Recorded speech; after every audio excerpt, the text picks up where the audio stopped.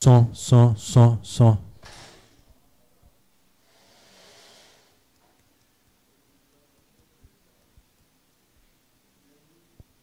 Som, som, som.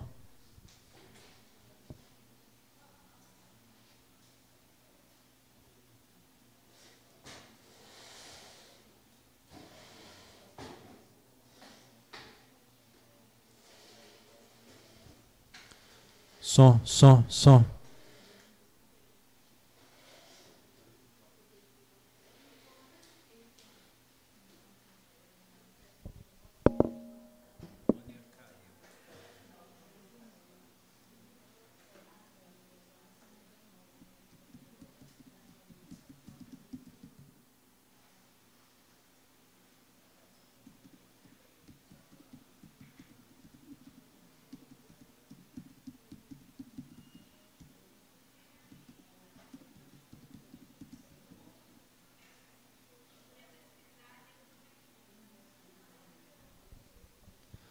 Som, som, som.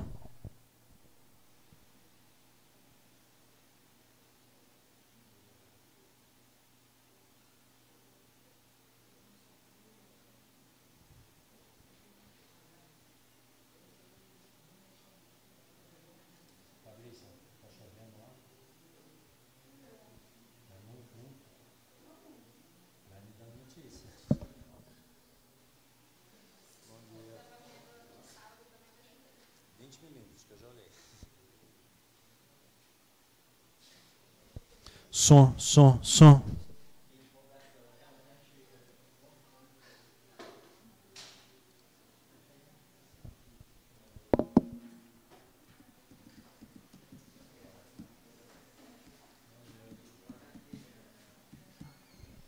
Som, som, som.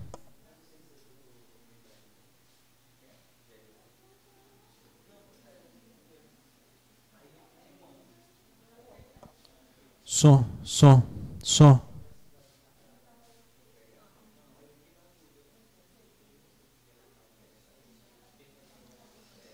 Leonardo, tu prefere ficar como aqui para fazer a apresentação?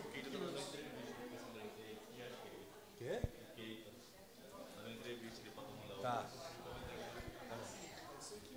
Aqui? Tá. Então já fica, já fica.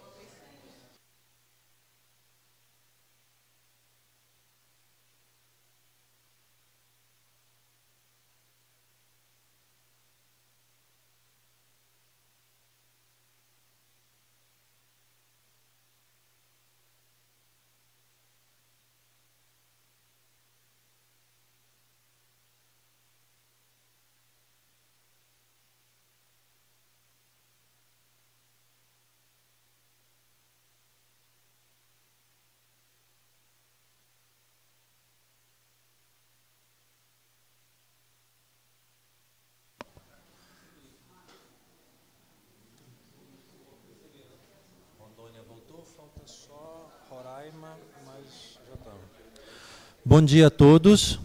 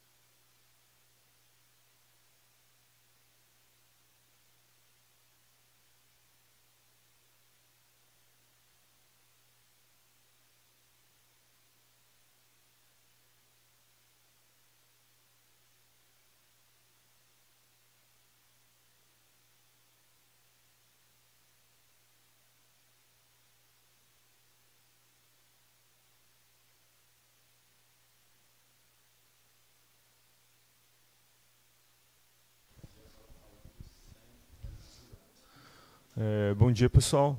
Então, meu nome é Leonardo, eu trabalho no departamento de cenografia e o título dessa palestra de hoje vai ser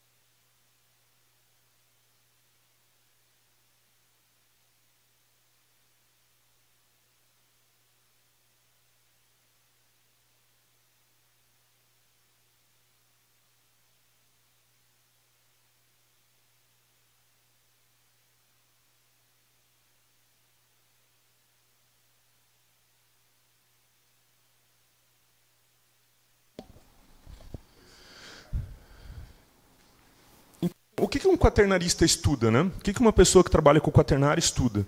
Bom, um quaternarista ele é uma pessoa que trabalha com o conceito de multidisciplinaridade. Ele trabalha com várias áreas, porque como ele trabalha com um período de tempo geológico que envolve, inclusive, o período recente, um quaternarista, então, ele pode trabalhar com a parte de arqueologia, com a parte de antropologia, com a parte de climatologia, com a parte de ecologia, que é uma das partes do tema específico dessa aula, né? Glaciologia, que é o que subdivide o período quaternário das outras ciências, a limnologia, né? Estudo de ambientes de água doce, a paleontologia, a palinologia, o estudo dos pólens, então, a paleontologia, o estudo dos animais, né? Estudo das plantas fósseis, e a palinologia é uma parte mais específica da paleontologia, que trabalha especificamente com o pólen de plantas. A oceanologia, que é a minha área de formação, né? A pedologia, vulcanologia, geologia e a geomorfologia. Então, o que um quaternarista realmente estuda? Um quaternarista estuda, basicamente, quase todos os processos que acontecem no planeta e ainda traz esse período geológico recente para a atualidade. Então, eu chamo de recente porque a coluna geológica é uma coisa muito grande, né? Ela tem 4,5 bilhões de anos na história do planeta Terra. E um quaternarista ele trabalha essencialmente com os últimos 1,8 milhões de anos. Então, é uma área ampla de atuação do quaternarista, né? Então, eu coloquei aqui para vocês os ambientes deposicionais, que o quaternarista ele pode trabalhar com diferentes ambientes deposicionais, quase todos os ambientes deposicionais do planeta, saindo, por exemplo, desde o alto de uma montanha, uma pessoa que trabalha com glaciologia, por exemplo, vai trabalhar com efeitos de geleiras em altos de montanhas, até chegar no fundo dos oceanos. Então, ele geralmente trabalha com todos os ambientes deposicionais do planeta Terra, passando por rios, passando por sistemas fluviais, passando por sistemas deltaicos, chegando na costa, trabalha então com as linhas de costa, com os conceitos de erosão costeira, pode trabalhar com a plataforma continental e, inclusive, trabalhar com o oceano profundo. É uma vasta área da ciência, o quaternarista. Tá? Então, eu coloquei aqui só que todos os ambientes deposicionais têm características, né? Então, você vê os ambientes continentais, lagos, sistemas aluviais, que são os altos de montanha, né? Os fluxos de massa que descem as montanhas, grandes avalanches, ou fluxo de lamas, que você vê atualmente, vocês conseguem ver pelos grandes desastres ambientais da Vale, da Samarco, né? Então, são desastres ambientais nesse tipo de sistema, né? Sistemas aluviais, sistemas desérticos, sistemas glaciais e ambientes de linha de costa e ambientes marinhos. E todos esses ambientes, na verdade, têm dominância de aspectos biológicos também, né? Então, cada ambiente particular desse vai ter uma composição biológica e uma diversidade biológica de espécies habitando cada um desses ambientes. Então, vale aqui a gente destacar o que é alguns conceitos. A primeira parte da aula então vai ser dividida em alguns conceitos sedimentares e conceitos relacionados ao ambiente sedimentar. Então, o que é esse ambiente sedimentar? É uma área da superfície terrestre com características físicas, químicas, biológicas distintas das áreas adjacentes. Então, cada lugar do planeta Terra vai ter uma área diferente com processos químicos, físicos e biológicos diferentes. Isso também se dá em função do clima, se dá em função do relevo, se dá em função da composição das rochas de cada lugar desse, né? Então, a gente geralmente tem que as partes mais altas de montanhas são ambientes erosivos. Rios, por um exemplo, são ambientes erosivos, ambientes que estão sempre sendo desgastados por ação do intemperismo. Tá? Existem ambientes que a gente chama de ambientes neutros. Tá? Os ambientes neutros são ambientes que não estão nem em erosão, nem em deposição. São ambientes que a mesma quantidade de material que chega nele, porque você consegue imaginar, numa montanha está sempre saindo material, o material está sempre sendo lixiviado, sempre sendo erodido do alto de uma montanha. No entanto, alguns rios, por exemplo, como os rios da Baixada Maranhense, eles estão no equilíbrio neutro. Isso significa o quê? Que a mesma quantidade de material que entra nesse sistema é a quantidade de material que sai desse sistema. E nós temos, no outro lado, os ambientes que são propriamente ditos deposicionais, ambientes que têm o predomínio de deposição, ou seja, o sedimento tende a ficar nesses ambientes, ele não vai ser erodido, ele tende a acumular, que são as nossas grandes bacias sedimentares do planeta, por exemplo, os nossos oceanos. Essa erosão, pessoal, ela acontece na parte superior ou subaérea, principalmente em função do pH, porque quando a gente imagina rochas, a maior parte das rochas tem o pH alcalino. Então, qualquer tipo de chuva que cai nessa região, a chuva tem um pH ácido, porque à medida que a gente pensa, mas é vapor de água. Mas o vapor de água, ele evapora, vai para as nuvens. À medida que ele entra em contato com a nossa atmosfera, ele entra em contato com muitos gases da nossa atmosfera. E essa água, ela vai adquirindo essas características desse ambiente onde ele está agora, a atmosfera. Então ele vai adquirindo cada vez mais um pH ácido. Tá? Então, qualquer tipo de chuva vai ter um pH suavemente ácido. É isso que faz desgastar e destruir qualquer tipo de rocha que esteja acima do que a gente chama de nível base, ou nível do mar. E os ambientes que estão abaixo desse nível, pelo contrário, eles não são erodidos. Eles não são erodidos porque a gente tem uma consideração que a maior parte dos ambientes deposicionais encontram-se nos grandes oceanos do planeta Terra. E os oceanos, ao contrário da água da chuva, ele tem o pH alcalino. E esse pH alcalino dificulta o intemperismo em ação de rochas. Então você vai ter menos processos intempéricos, no caso intempéricos químicos, em ambientes que estão dentro das bacias deposicionais, no caso oceânicas aqui. Então é só para vocês imaginarem como que funciona isso daqui, os sistemas do planeta Terra. Em termos de erosão, existem grande parte da superfície do planeta Terra em erosão. A gente sabe que a maior parte das superfícies continentais são ambientes erosivos. Existe uma pequena parcela próxima dos litorais que são ambientes neutros e as vastas bacias oceânicas, ou seja, 71% do planeta Terra, como ambientes deposicionais. Esses ambientes deposicionais, ao longo do tempo, são os que preservam a maior quantidade de sedimentos em suas bacias deposicionais. Então, a bacia sedimentar é um local onde predomina a acumulação de sedimentos. Então, os ambientes deposicionais podem ser classificados. Tá? Então, uma das coisas que eu falei antes é que as atividades biológicas, químicas e físicas é o que fazem diferenciar esses ambientes deposicionais. Tá? Então, a gente vem desde o alto de uma montanha até um oceano profundo. Né? Cada um depende da sua localização geográfica, do ambiente tectônico, os agentes de transporte relacionados com esses ambientes, né? Por exemplo, rios, por exemplo, fluxos de massa, grandes deslizamentos, avalanches, geleiras que vão transportar esses materiais nas partes mais altas, até eventos como ondas, correntes nas regiões mais oceânicas. Né? E, claro, cada ambiente desse tem processos orgânicos e modificações por organismos. Tá? Então, os organismos também têm um papel atuante nessa dinâmica de sedimentos que a gente vê nessa região. Por exemplo, uma região com muita pluviosidade vai ter obrigatoriamente uma grande quantidade de vegetação. Essa vegetação vai segurar o solo, vai produzir matéria orgânica, que vai fazer o solo ficar mais ácido. Então, as atividades biológicas realmente controlam grande parte desses ambientes deposicionais pelo planeta. E o clima, né? O clima vai vir a controlar, inclusive, os processos biológicos. Então, quando você imagina um deserto, por que no deserto não tem vegetação? Bom, não tem vegetação no deserto justamente porque não tem chuva, não tem água, não tem pluviosidade nessas regiões. Então, esses ambientes desertos vão ser controlados em maior parte pelo clima. Então, cada ambiente desses vai ter um papel, esses fatores que eu designei aqui anteriormente, eles vão ter um papel maior ou menor na evolução desses ambientes. Né?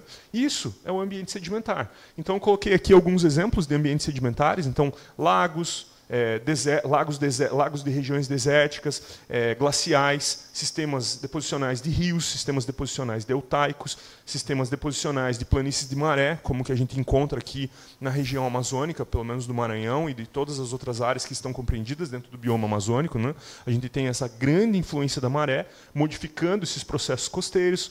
Os recifes, tema atual, atualmente a gente está em grande discussão, ver esses recifes da Foz do Amazonas, né? Quais são os fatores que estão controlando eles, aonde eles se encontram.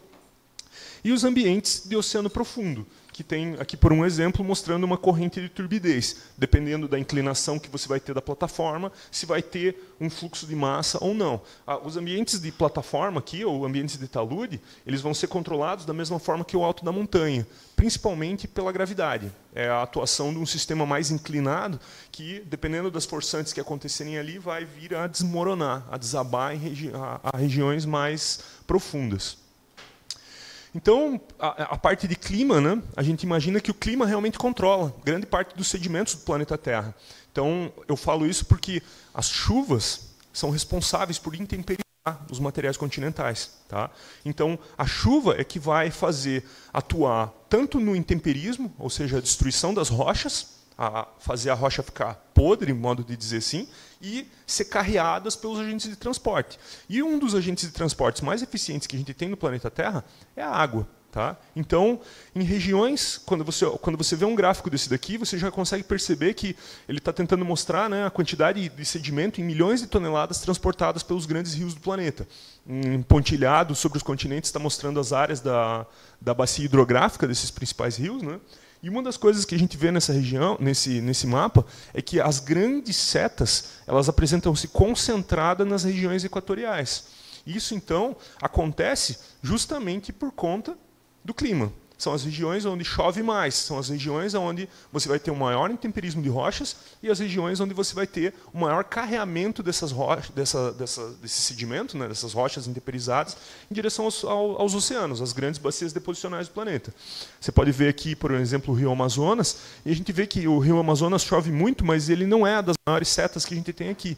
Você percebe que as maiores setas que a gente vê aqui estão relacionadas lá a leste da Índia. Tá? Então, isso acontece por conta do regime de monções. Tá? São grandes chuvas que, dependendo da inclinação do planeta Terra com relação às estações do ano e ao plano da eclíptica, né, que é o plano com relação aos outros planetas do Sistema Solar, a Terra tem um eixo de cerca de 23 graus. Isso faz com que, ao longo do ano, a gente tenha maior intensidade solar em uma parte do planeta e menor atividade em outra. É o que a gente chama de inverno e verão. Né?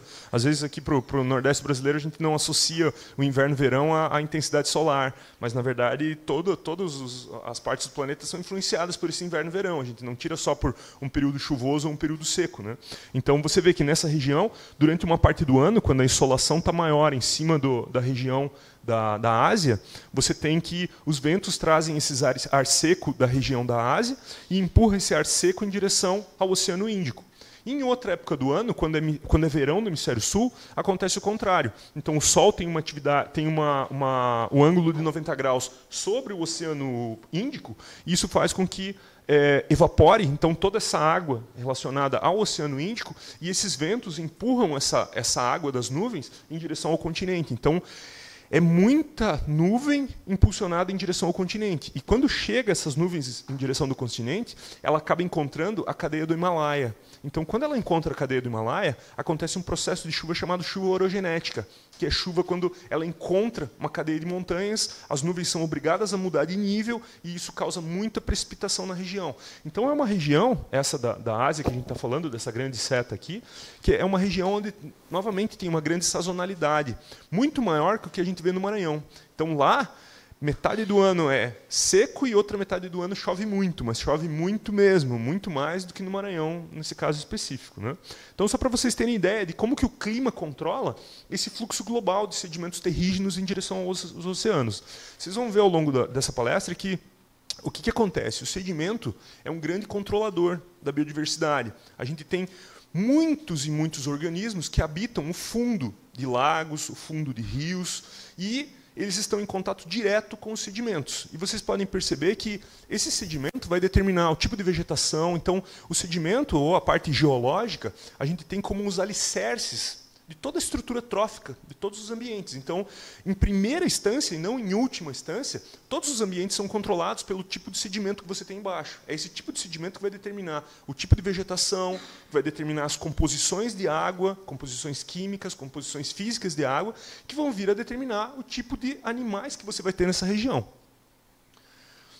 Então, a área fonte sedimentar, só para mostrar para vocês a mesma coisa nesse gráfico aqui, em que a gente consegue ver uma variação então latitudinal. Né? Você vê que ele está tentando mostrar um gráfico desde áreas frias do planeta, né? Pode pegar latitudes 90 aqui, pode ser o Polo Norte ou o Polo Sul, indo em direção aos polos. E o manto de intemperismo gerado por essas chuvas. Né? Então, você consegue ver que nas regiões tropicais você tem uma grande quantidade de rochas sendo intemperizadas em subsuperfície que vão ser fragilizadas na sua estrutura geológica original e disponibilizadas como sedimentos. Isso também é diferente em áreas do planeta Terra. A gente está falando aqui uma generalidade sobre os solos, mas é óbvio que cada lugar do planeta tem um tipo de rocha diferente. Então a gente cruza por diferentes suítes geológicas. Essas suítes geológicas foram formadas em função da junção, separação de continentes. Por isso que a gente tem no Brasil, você atravessa alguns quilômetros, você tem granitos, rochas ígneas duras. De repente você anda mais 50 quilômetros, você está numa área essencialmente sedimentar, que já foi totalmente lixiviada.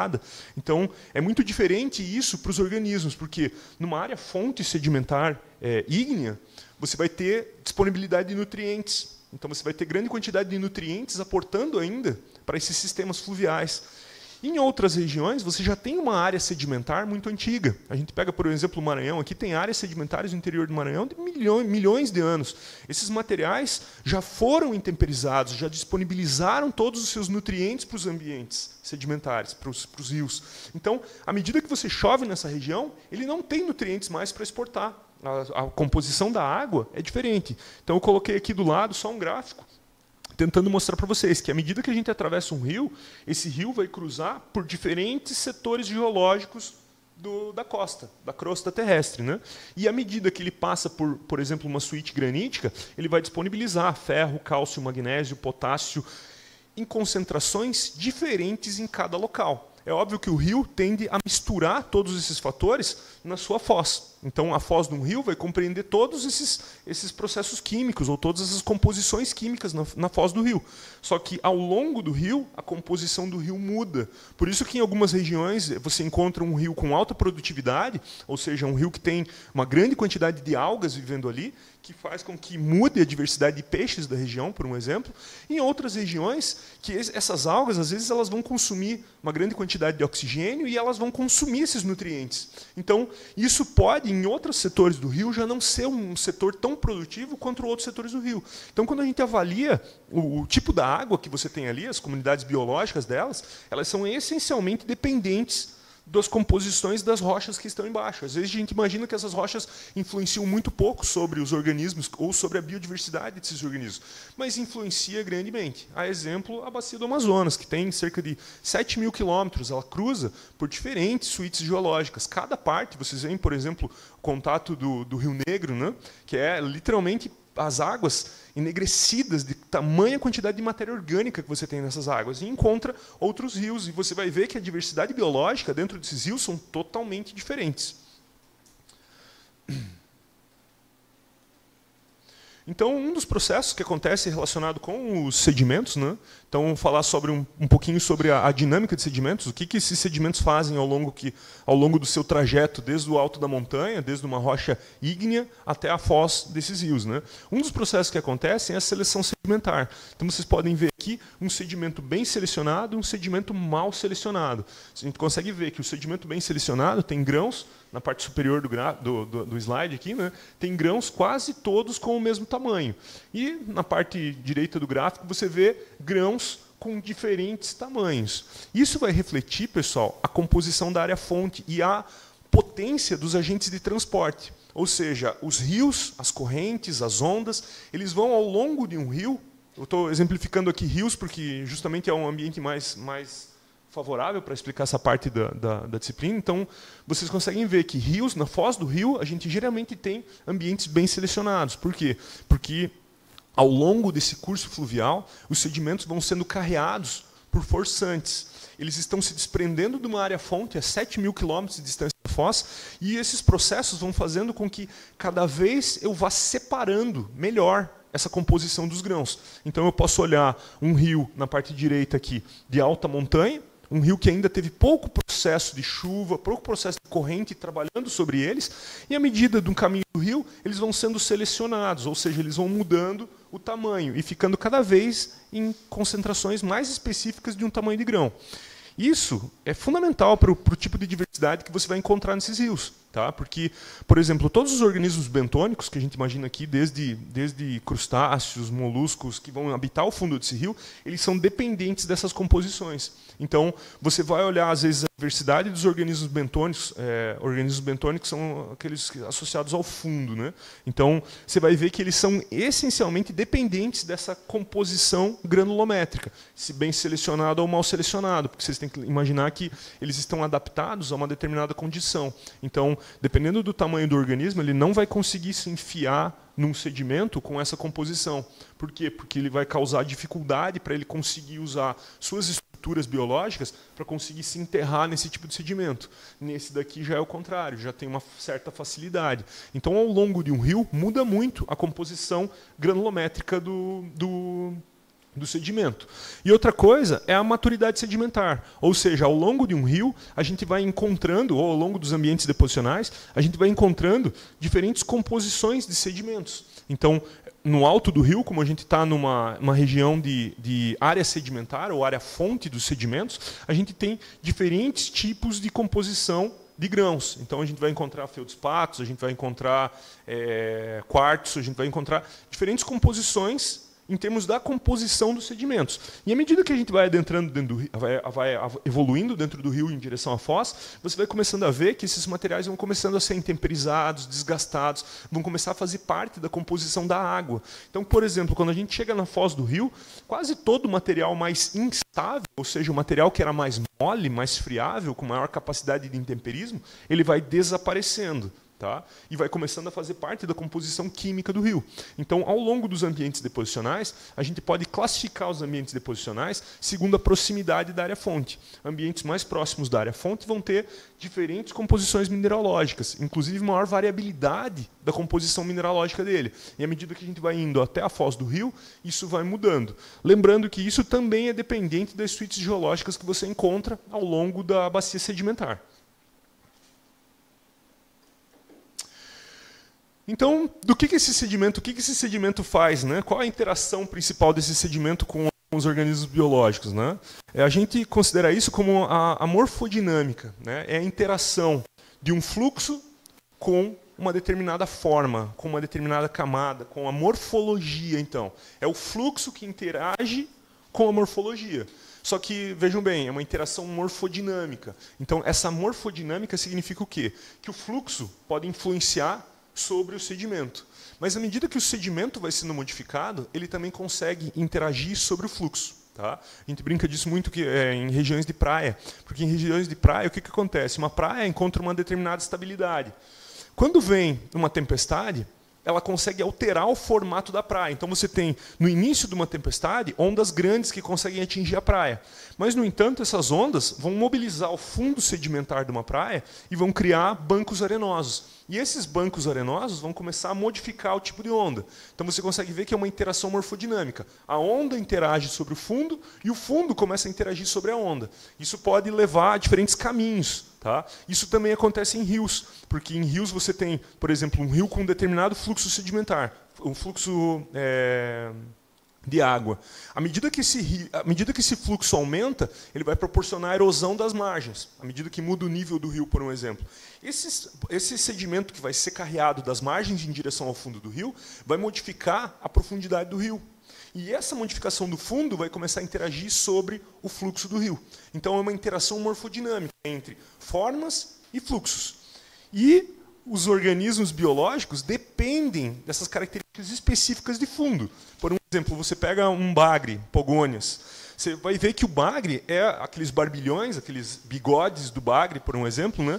Estão relativamente adaptados a ambientes que são sujos, ambientes com grande quantidade de material em suspensão na água. Ele gosta desses determinados ambientes. Então, ele prefere ambientes em que tem realmente um aspecto erosivo, um ambiente em que as margens estão sempre sendo erodidas. Por isso que você pode ir em uma determinada região de um rio, uma vez, um pescador, ele pode ir pescar um monte de bagres numa época do ano. Na outra época do ano, ele vai lá e ele não vai pegar nenhum bagre, vai pegar só peixes de escama. Então você está vendo que o que está acontecendo com esse rio? Ele está modificando as condições do rio, do ponto específico que o rio está. E esses organismos seguem exatamente essas tendências de modificação. Ele vai fugir das regiões onde a água for mais limpa, porque ele não é adaptado a essas condições. Ele prefere águas barrentas, águas mais sujas. Então, os sedimentos, novamente, interagem diretamente com o tipo de sedimento. Então, você vê que os organismos estão relacionados não com o fluxo, nem com as formas de fundo, mas sim com a parte do transporte de sedimentos. Então, as atividades biológicas vão estar relacionadas com essa estabilização do fundo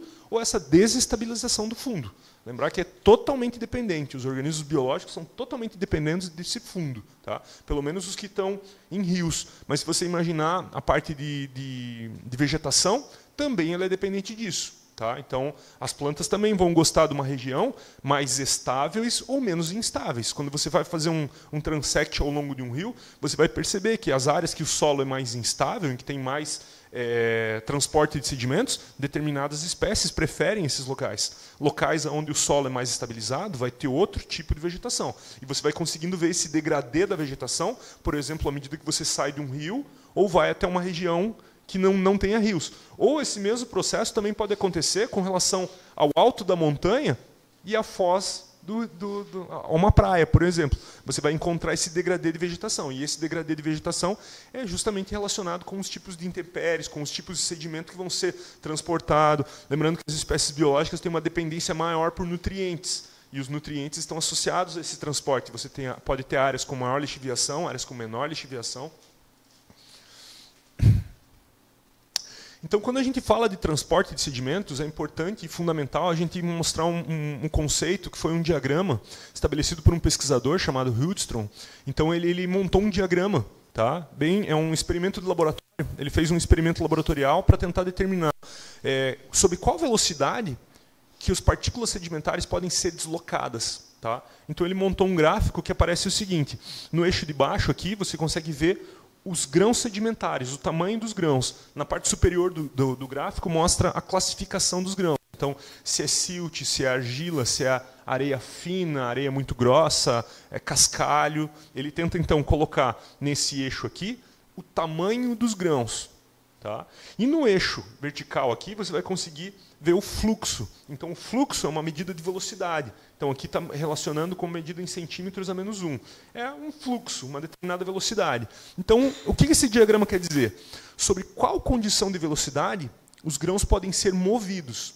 Então, você vê que existem organismos que preferem regiões que tenha o sedimento estabilizado no fundo. O sedimento não pode estar se movendo no fundo. Ele não gosta de ambientes que têm essa mobilidade do fundo. Existem outros organismos que gostam dessa mobilidade do fundo. Essa mobilidade do fundo vai estar ressuspendendo matéria orgânica, por um exemplo, para organismos suspensívoros. Suspensívoros, a gente imagina aqui, por um exemplo, um bivalve, um molusco bivalve, né? 2 conchas.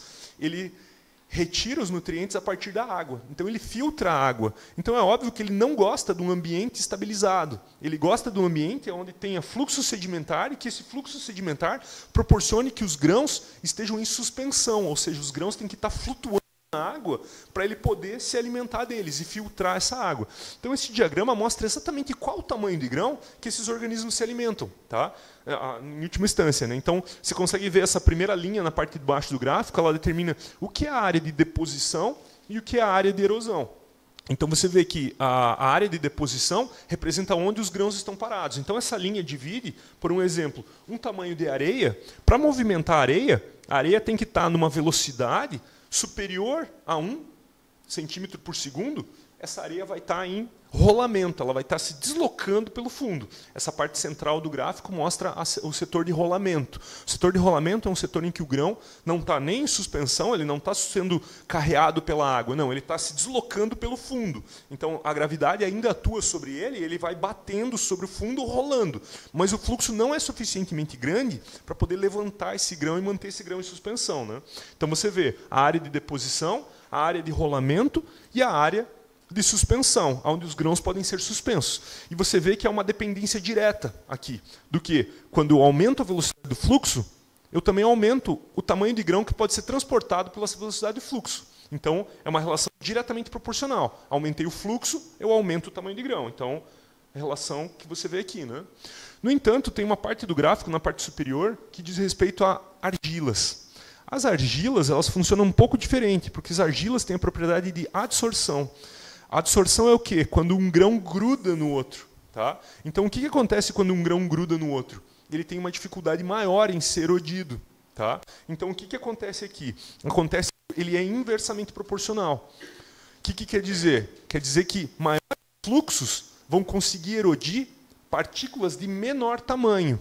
Tá? O exemplo que eu dou disso daqui, para entender essa parte superior do gráfico, é literalmente quando você vai numa praia, você suja o pé com areia na praia, e aí você volta para o carro e pega uma garrafinha de água, teu pai chega lá e fala para você, não vai poder entrar com o pé sujo dentro do carro, porque foi lavado o carro e eu não quero que você coloque essa areia dentro do carro. Aí você vai pegar uma garrafinha de água e vai jogar na tua perna.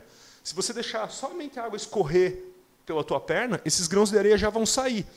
Prova que, dependendo do fluxo da água, simplesmente a água escorrendo da garrafinha por gravidade vai conseguir tirar esses grãos da tua perna.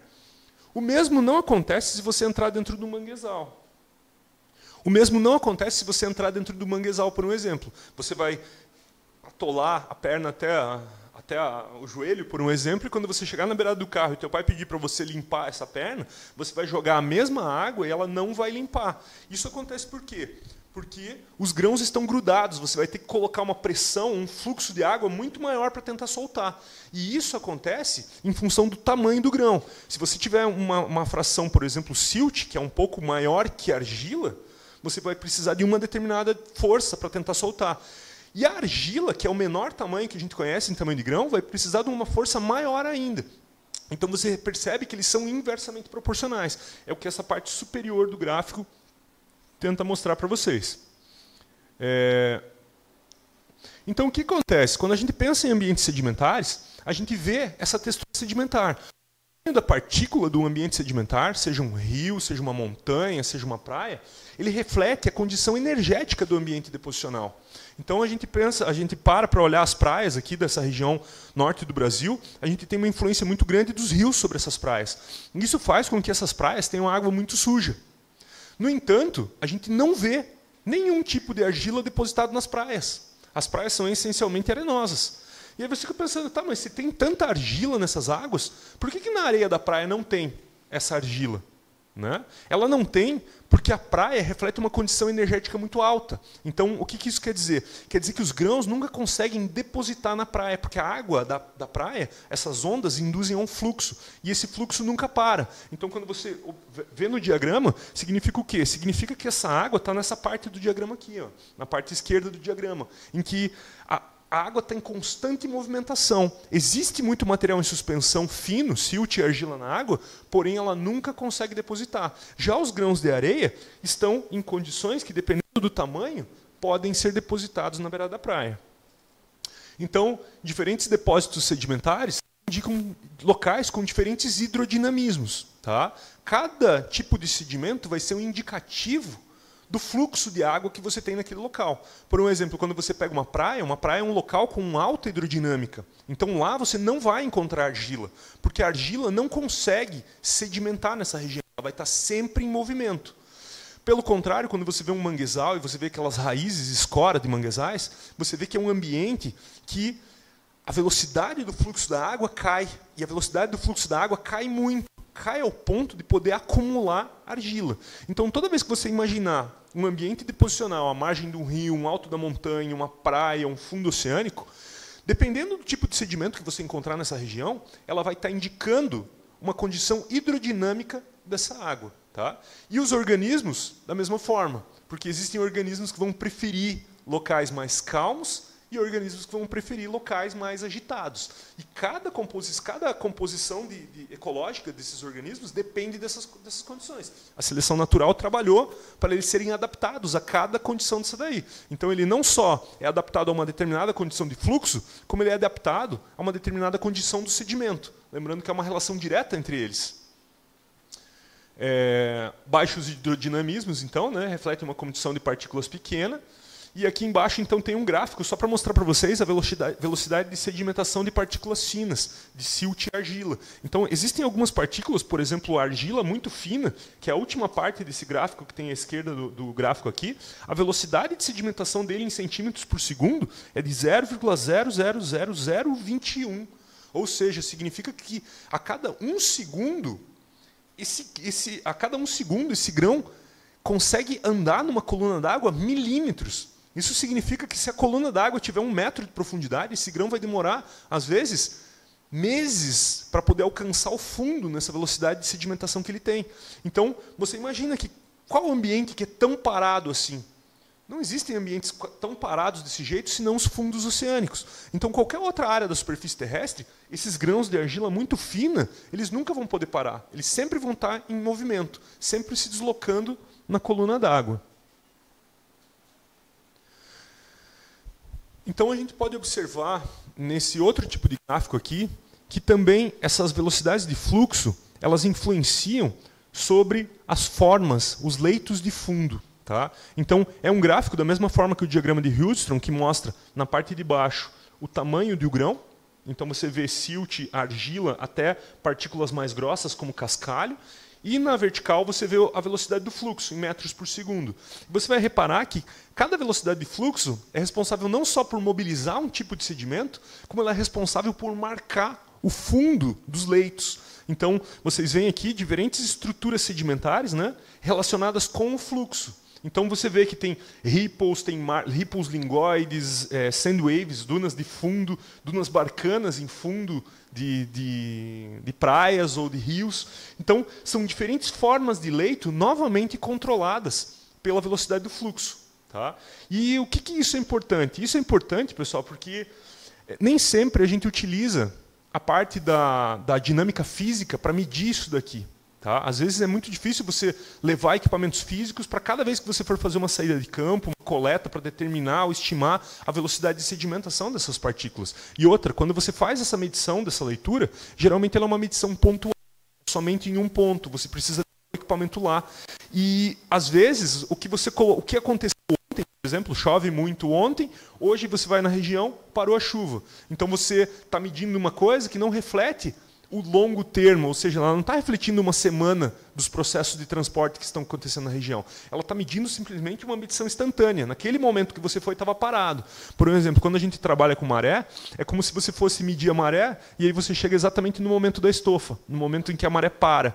Aí você vai ter nas suas considerações que aquele ambiente tem um baixo fluxo de água naquele local. Na verdade, não. Se você for medir a maré, você vai precisar de uma escala de tempo maior. Você vai ter que medir um ciclo completo de maré para ver que a maré aumenta em uma determinada hora, diminui em determinadas horas e é extremamente variável nesse processo. Já as formas de leito refletem essa escala, às vezes, em condições de meses ou em condições de anos. Então, você vai no fundo da Baía de São Marcos, por exemplo, aqui, você vai olhar o fundo do sedimento dessas baías e eles estão marcados por areias. Então, essa região de areias com dunas na parte subaquosa, tá?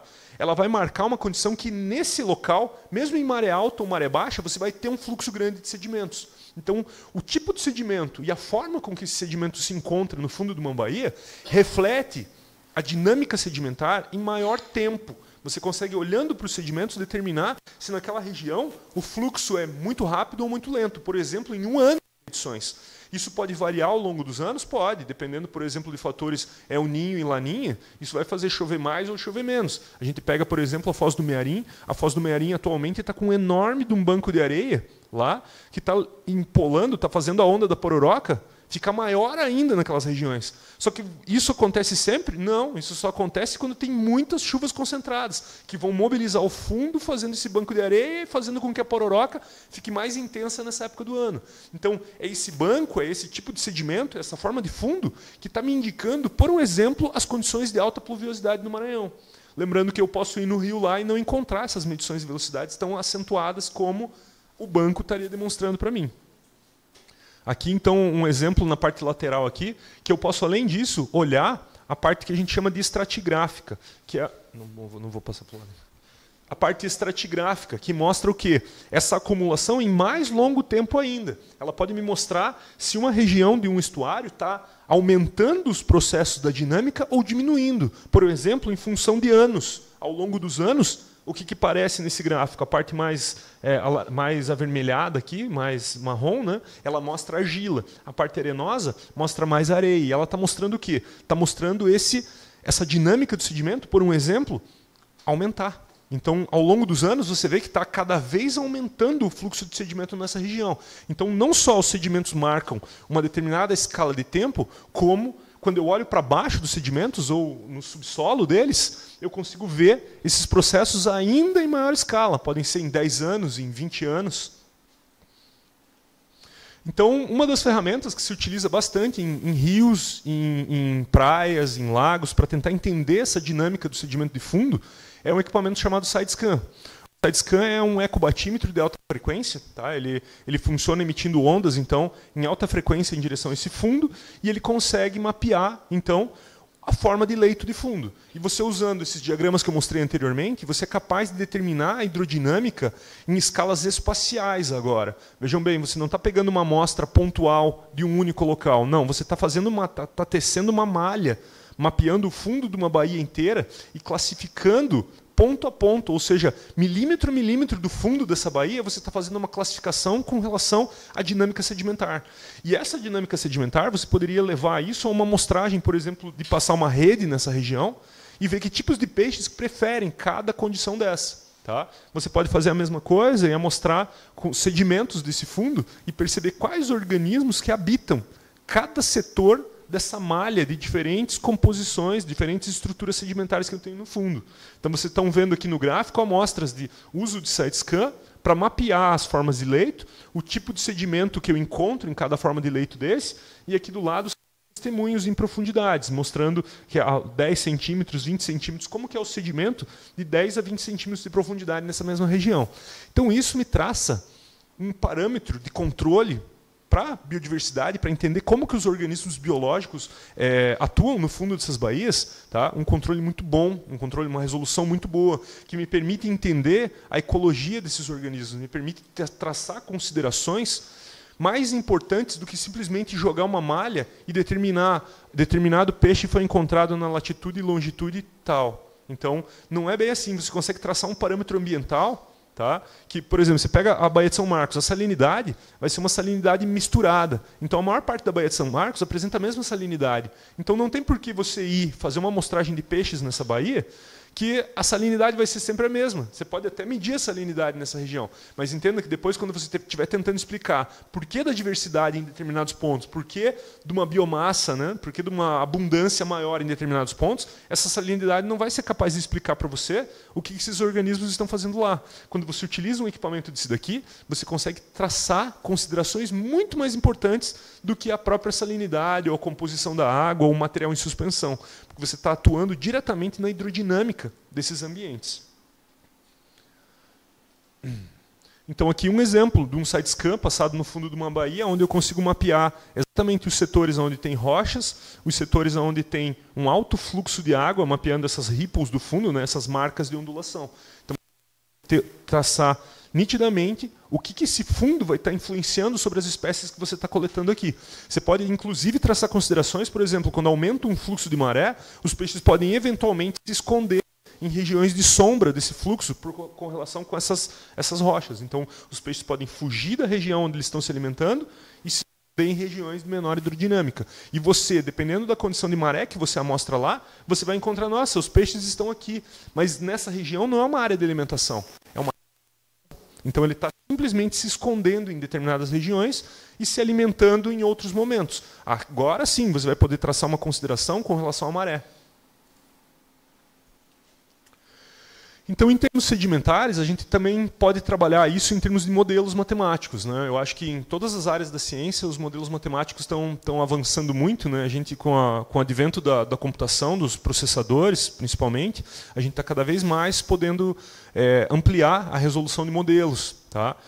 Supercomputadores. Então, cada vez mais a gente está aplicando essas técnicas ou essa matemática por trás desses fluxos, esse controle que você tem com outros equipamentos em campo, aplicando equações matemáticas em cima desses dados de fluxo. Ou seja, você está validando um modelo matemático. Você consegue ter a confiança no modelo matemático. Ou seja, esse modelo cada vez explica mais a realidade. Cada vez que você amostra um dado em campo, você percebe mais que esse modelo que você faz é real. Então, quando a gente faz isso, por exemplo, nos oceanos, a gente tem modelos oceânicos, mas um modelo por si só não é válido, até que você apresente dados reais, medidos em campo, que comprovem que aquele modelo está funcionando realmente. Então, em oceanografia, a gente utiliza boias posicionadas no meio dos oceanos, que estão sempre captando informações da atmosfera e informações dos oceanos. E quando você roda um modelo, você encontra exatamente um ponto do modelo que ele bate certinho com os dados observacionais. Isso prova, né, de certa forma, que o teu modelo está simulando a realidade. Tem um erro? Sempre tem um erro, mas a maior parte das vezes os modelos estão traçando para momentos em que esse erro está cada vez menor. Então, ele consegue relativamente prever o que vai acontecer no futuro. Então, aqui nesse gráfico está mostrando um tipo de modelo que trabalha com os sedimentos. Então, ele está mostrando uma região de praias em que eu coloco a velocidade do rio, a quantidade de sedimentos que o rio está exportando, o tipo de ondas. Você pode utilizar esse modelo para tentar entender, por exemplo, qual que é a dinâmica da costa. Vale a pena fazer um espigão ou não? Qual é a dinâmica de sedimentos? E esses modelos também podem prever os locais onde você vai encontrar determinadas espécies. Porque já falamos anteriormente que cada espécie tem uma preferência por um tipo de sedimento. Então, esses modelos podem levar você a entender aonde que essas espécies estão preferindo ficar. Se ela prefere ficar numa área mais calma, numa área mais protegida, ou numa área com maior atividade dinâmica. É um exemplo de modelo. Aqui tem um outro modelo, né, CSTMS, que é usado pela USGS dos Estados Unidos. Né, ele simula erosão, transporte e deposição em diferentes classes de sedimentos e não coesivos. Né.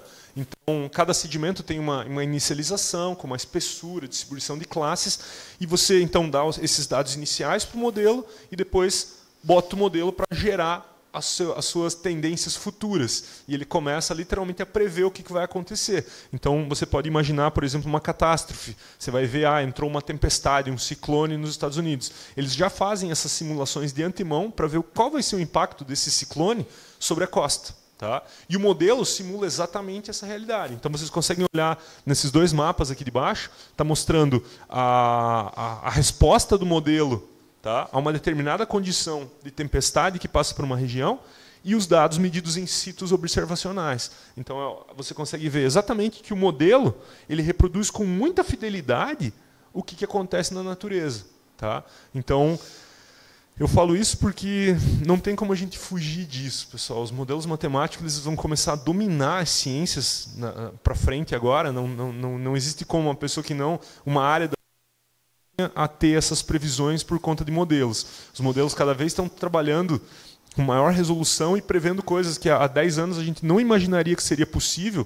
Por um exemplo, sedimentos. Sedimentos a gente sempre imaginou que fosse ser uma área mais caótica das ciências e que é muito difícil de você prever para onde que um grão de areia vai ou para onde que um pedacinho de argila vai se deslocar, vai se ressuspender. Mas, nos últimos anos, isso começou a se tornar possível. Os modelos começaram a mostrar isso. E os trabalhos científicos começaram a provar que esses modelos têm uma determinada resolução que representa a realidade.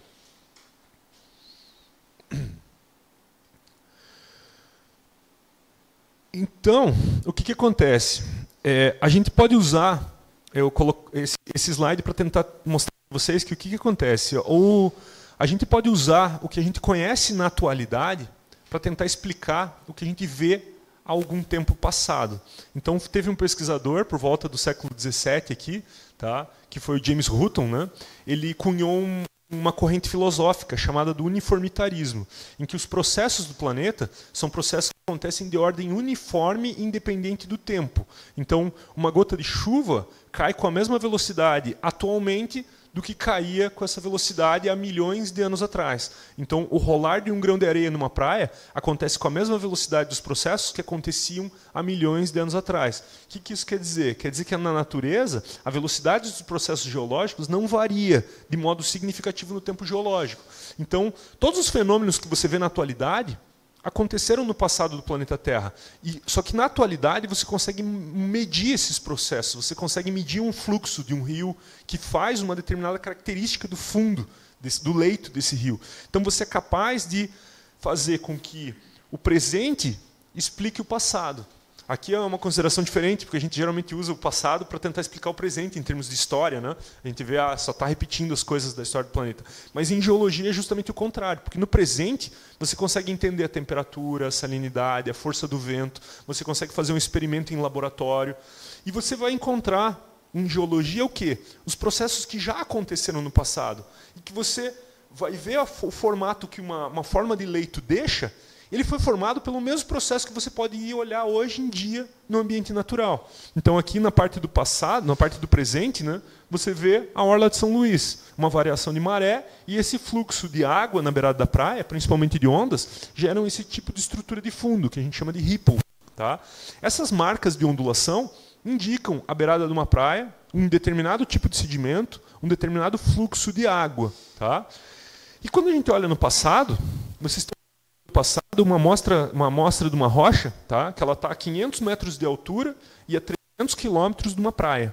Então ela está dentro do continente, né? Ela está a 300 quilômetros do litoral e ela está a 500 metros de altura.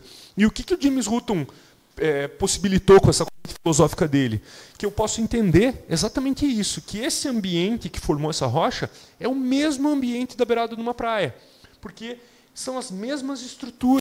Então, essa estrutura sedimentar que eu observo no passado, ela foi formada pelos mesmos processos que eu posso hoje ir na beirada da praia e medir. Então, isso me traz uma consideração importantíssima, porque eu consigo utilizar o presente para tirar todas as condições do passado.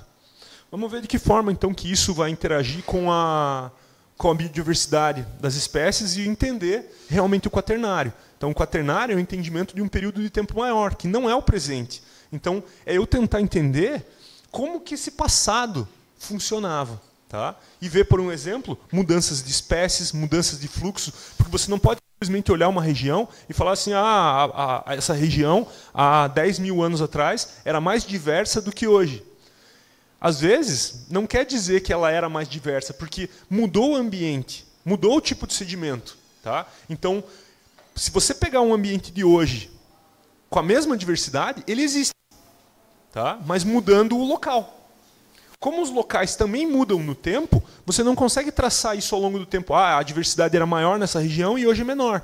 Porque, na verdade, não é assim, porque os ambientes também mudam. Então, para você tentar olhar o atual e olhar a diversidade do ambiente atual, você também deve olhar o mesmo ambiente do passado, para tentar traçar uma consideração se a diversidade era maior. Porque eu estou dizendo o seguinte, imaginem que alguns milhões de anos atrás, a região das praias era ocupada por rios.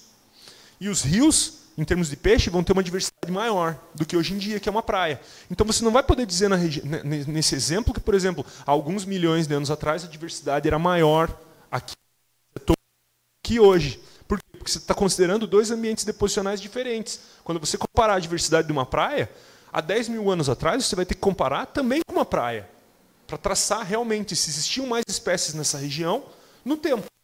Então, a paleontologia é a ferramenta que a gente usa para traçar essas considerações, para ver como eram os ambientes do passado e como eram os organismos desse passado e os organismos do presente. Né? Então, a paleontologia continua a ligação entre a geologia e a geologia, através do estudo de fósseis, depósitos ou marcas de seres vivos contemporâneo aos meios que os contêm. Então, aqui dois exemplos, né? Um ictiosauro, um réptil que vivia nos mares, e Ida, o primeiro fóssil de primata conhecido no planeta. Tá? Então, esses organismos me ajudam a entender a evolução desses organismos. Né? Inclusive, os fósseis me ajudam a entender as questões de diversidade. Um ambiente mais diverso há milhares de anos atrás ou um ambiente menos diverso. A gente sabe que no quaternário, por um exemplo, há 10 mil anos atrás, a gente tinha um clima mais favorável no mundo. Era mais úmido, as florestas eram maiores, e a gente foi perdendo essa diversidade de espécies ao longo desses últimos 10 mil anos. A gente considera esses últimos 10 mil anos, a época de 10 mil anos atrás, como o que a gente chama de ótimo climático. Era um ótimo para o desenvolvimento dos organismos. Inclusive, a diversidade era maior há 10 mil anos atrás do que é hoje. Então, um exemplo para vocês de tentar entender o passado baseado nesse conceito de James Hutton. Né? Então, aqui, a parte de palinologia, né? Pólens de diferentes plantas. Você pode olhar o pólen do presente. Então, eu posso pegar uma abelha, por um exemplo do presente, vou num apiário, coleto uma abelha, e vou pegar essa abelha e vou olhar que tipos de grãos de pólen. É uma amostragem relativamente boa, porque a abelha ela tem uma preferência pelas flores. Né? Então, ela vai se grudar, ela vai nas flores que estão florindo numa determinada época, vai coletar esse pólen, vai estar todo grudado nela, e você, pegando uma abelha hoje, você vai ter uma ideia relativamente quais as espécies que estão florindo hoje, por um exemplo. De exatamente as espécies que florem numa determinada época do ano. Tá? E ela vai te dar uma representatividade muito boa das espécies que estão acontecendo naquela região. Tá? Eu posso achar aqui, por um exemplo, o exemplo que eu coloquei para vocês, é uma abelha fossilizada. Então é o fóssil de uma abelha presa numa rocha. E eu posso olhar o quê? Eu posso fazer uma análise de quais tipos de pólen que essa mesma abelha do passado estavam grudados nela. Ela morreu, foi fossilizada, aprisionada em sedimentos, e dentro dessa abelha vão ter determinados pólens. Ele vai estar me mostrando, me refletindo, a composição arbórea de plantas floridas numa determinada época do passado. E geralmente quando a gente faz isso, a gente percebe que a diversidade, por exemplo, polínica, há 10.000 anos atrás, era maior. Então, um exemplo de como utilizar o passado para entender o presente e ver a variabilidade que a gente tem na biodiversidade de alguns milhares de anos atrás. Isso daqui pode ser levado, inclusive, a alguns centenas de milhares de anos. Podemos ir olhar aí a 1 milhão de anos atrás, 2 milhões de anos atrás, numa determinada região, para entender a composição florística de uma região e traçar considerações com o presente a partir desse registro polínico. Então, a palinologia, né, eu falei no começo da aula, é o estudo dos pólens, tá? O estudo dos pólens das plantas. Eles trazem informações importantes em termos da flora das regiões, né? E lembrar que está tudo relacionado. Então, uma vez você traçando uma consideração sobre a flora, você vai conhecer os insetos, que você vai conhecer os animais, você vai ter uma consideração muito importante sobre a diversidade da região.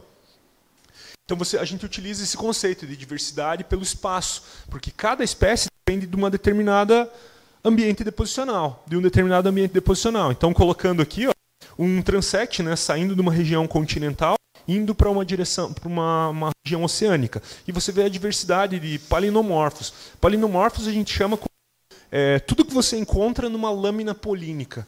Porque quando você faz uma análise de palinologia, nem sempre você está encontrando só pólens. Você pode estar encontrando, por um exemplo, mandíbula de vermes, mandíbulas de outros organismos. Você pode estar encontrando diatomáceas, pode estar encontrando esporos, né? Lembrar que esporos são de pteridófitas, outros tipos de vegetais, né? Acritarcos, dinoflagelados, fitoclastos, fragmentos de plantas. Então, os palinomorfos são tudo que você encontra numa lâmina vegetal. E você consegue olhar aqui, ó, que eles variam em função dos ambientes deposicionais. Então, em alguns ambientes deposicionais continentais, é muito comum encontrar pólens. Em direção à área oceânica, você encontra menos pólens. Então, isso reflete o ambiente deposicional que eu vou encontrar eles. A mesma coisa acontece com organismos bentônicos. Por quê? Porque depende muito do tipo de sedimento que eu vou encontrar na região. Então, ele depende do quê? Dessas condições hidrodinâmicas, tá? Das condições de preferências ambientais de cada um desses organismos.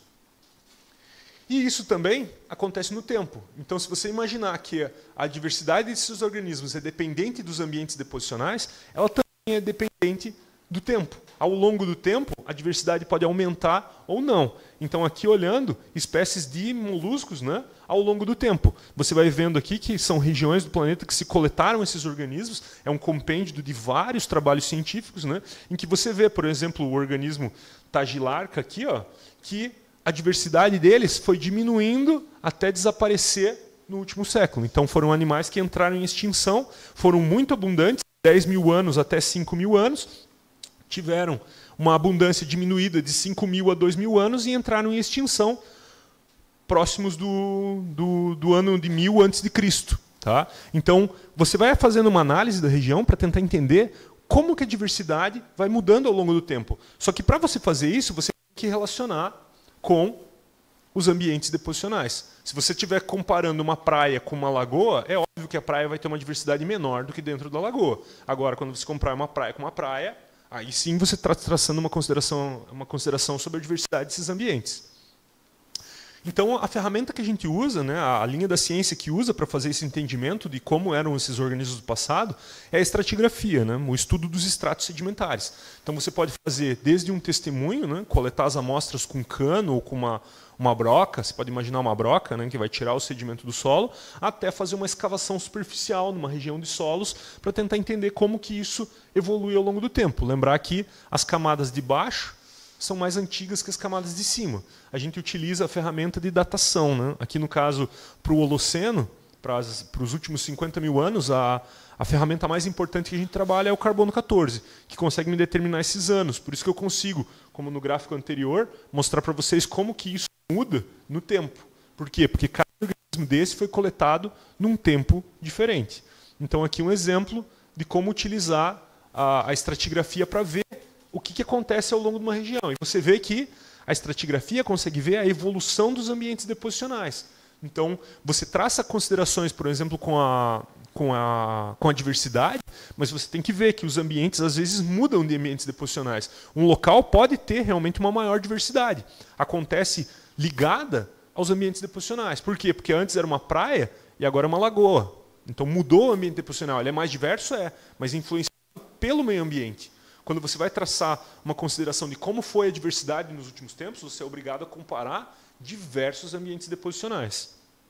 Então aqui vocês veem a evolução de uma fase fluvial anterior, né, uma região de um rio, passa para uma região, uma fase paludal, ou seja, começa a virar um banhado, e novamente vira uma região fluvial lá em cima. Então, para você considerar como que a diversidade aumentou ou não no mesmo ambiente deposicional, era só comparar esse rio, a diversidade de pólens, de atomáceas que eu encontro nesse rio, com a diversidade desse ambiente aqui. Lembrar que os dois aconteceram no mesmo local. O testemunho mostra que eles aconteceram no mesmo local. Agora sim, você está olhando mesmo os ambientes deposicionais, um rio, e de que forma que a diversidade muda ou não ao longo desse mesmo rio. Você não vai comparar um rio com um banhado. Tá? São ambientes deposicionais diferentes. Então aqui um exemplo, né, que é comum na região do Maranhão, aqui a gente vê, de toda a Baixada Maranhense, né, um manguezal sendo soterrado por uma praia. Então você vê que a diversidade vai diminuir. Tá? Vai diminuir por quê? Porque o ambiente de praia vai ser menos diverso que um manguezal. Né? Você vai ver que existem muito mais micro-organismos, existem muito mais invertebrados, às vezes no ambiente de manguezal do que numa praia.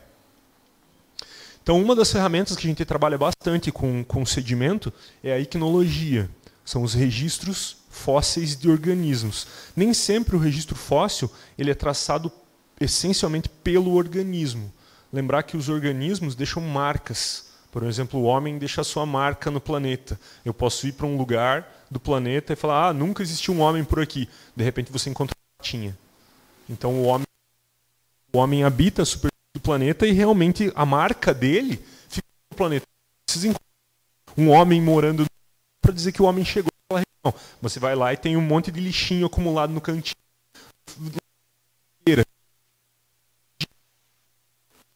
Aquela região. Sedimento, tá? Tá, né? Vou falar mais na frente aqui. O pessoal está falando ou não? Ok, então o que a gente vê aqui? A icnologia. A icnologia é a dinâmica desse sedimento. Tá? A gente vê de que forma que os organismos interagem com esse sedimento. Então a gente consegue olhar antigas marcas de organismos pelos fundos. Da mesma forma que a gente trabalha com o tipo de marca de ondulação, de dinâmica de sedimentos numa região, ou seja, se o fluxo era alto, fez uma duna no fundo de um estuário. Se o fluxo era mais baixo, fez uma ripple. Ele indica uma condição de fluxo. Só que os organismos são ainda melhores do que isso. Porque os organismos não só gostam de um determinado fluxo, como eles também gostam de uma determinada temperatura, de uma determinada salinidade, de uma determinada composição química do substrato. Então os organismos são fantásticos para traçar essas considerações ambientais, da dinâmica e do jeito que era aquele estuário. Então aqui um exemplo para vocês, né? Diferentes tipos de organismos fazem diferentes tipos de marcas em sedimentos. E cada organismo desse daqui tem uma determinada preferência ambiental. E às vezes a gente fica pensando, tá, mas como que você vai olhar um organismo que tem 10 mil anos atrás, há 20 mil anos atrás? Na verdade, a gente usa a taxonomia porque esses organismos não têm, ao longo de muitos anos, eles não têm uma mudança tão radical em termos da sua biologia. Tá? Quando a gente vai olhar um organismo de 1 milhão de anos atrás, ainda assim ele não tem uma mudança radical da sua biologia que impeça você fazer uma comparação do passado com o presente. Agora, é óbvio, 100 milhões de anos atrás você começa a ter algumas variações morfológicas que indicam que esses organismos poderiam ter outras preferências. Mas, por exemplo, você vai encontrar cerdas em organismos, você vai ver que ele tinha gostava de uma determinada composição química por um tipo de cerdas. Há 100 milhões de anos atrás, quando você observa o mesmo tipo de cerdas em outros organismos, você vai reparar que ele também tinha uma determinada preferência ambiental. É o mesmo exemplo do barbilhão do bagre, do bigode do bagre. Ele indica o quê? Ele indica um organismo que não tem uma visão muito boa. Tá? Ele tem uma sensibilidade química muito boa. Então, se você encontrar um peixe de 100 milhões de anos atrás com esses barbilhões, querendo ou não, ele também vai indicar que esse organismo não enxergava muito bem e que conseguia sentir quimicamente melhor do que a visão. Então, algumas estruturas anatômicas dos organismos são mantidas ao longo do tempo, como uma função muito específica. E isso que a gente faz considerações sobre esses organismos. Então, a gente tenta utilizar o presente, novamente, para tentar entender o passado, a nível da biologia dos organismos. Aqui mais evidências de organismos, de icnofósseis, né? Lembrando que cada um pode mostrar, ó, dependendo dos traços fósseis, né? Condições de salinidade, tamanho de grão, mobilidade do substrato, exposição subaérea, turbidez, concentração de oxigênio no sedimento. Cada traço de um organismo pode ser utilizado para traçar considerações ambientais. Isso daqui, a gente fala sobre a parte... Eu sou com oceanografia, sou oceanógrafo, né? Mas o Glécio, que trabalha com solos aqui, vocês vão ver que bioturbações em solo têm considerações enormes também, da mesma forma. No entanto, as regiões costeiras sofrem influência do nível do mar.